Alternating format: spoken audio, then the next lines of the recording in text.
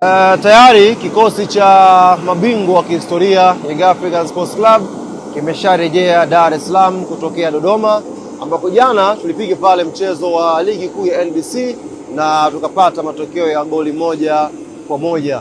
Timu imewasili leo hapa na ratiba ya awali ambayo imetoka, wachezaji wamepewa muda kidogo kwenda kupumzika na wako wachezaji ambao wameitwa kwa jukumu ya timu ya taifa. Kwa siku 2-3 hizi hakutakuwa na mazoezi yoyote yale. Players wamepewa mapumziko kidogo ya muda kwenda kuweka miili sawa baada ya ratiba ngumu back to back kuweza kumalizika kwa wakati huu. Ambacho kinaendelea sasa hivi ni uongozi wa klabu ya Young Africans, kama ilivyokuwa ada ya viongozi wetu.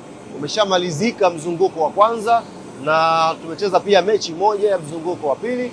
Maana yake ni fursa ya viongozi wetu kwenye hizi siku 10 ambazo timu itapumzika kwenda kufanya tathmini ya kawaida kabisa kuhusu timu kwa mzunguko wa kwanza wa ligi kuu ya NBC, wapi ambako tumepatia na wapi ambako kuna changamoto pafanyiwe kidogo improvement ili mambo yakawe sawa.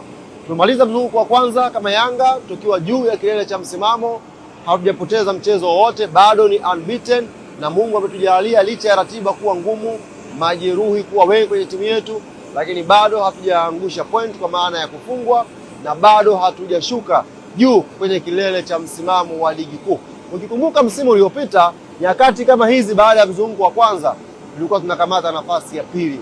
Msimu huu tunakamata nafasi ya kwanza na inatupa fursa viongozi kwenda kujadili vizuri sasa kuhusu tathmini ya timu yetu. Nafahamu kumekuwa na maoni mengi ya wanachama, mashabiki na wapenzi wa klabu yetu kuhusu maeneo mbalimbali kuhusu timu yetu Young African Sports Club, na niwaambie viongozi wa Young Africans, viongozi wasikivu ambao mara zote interest yao ni kuhakikisha timu yetu inafanya vizuri zaidi ya ilivyokuwa jana, ilivyokuwa juzi. Kwa naamini tuwe watulivu wananchi, tutulie, tuwape muda viongozi wetu wafanye tathmini nzuri ya mzunguko wa kwanza na waweze kuyagundua maeneo ambayo tumefanya vizuri na maeneo ambayo tukayaboresha kwa maana ya kuongeza nguvu ili mzunguko wa pili vichapo visikwame, yani tuchape watu mfululizo inshallah.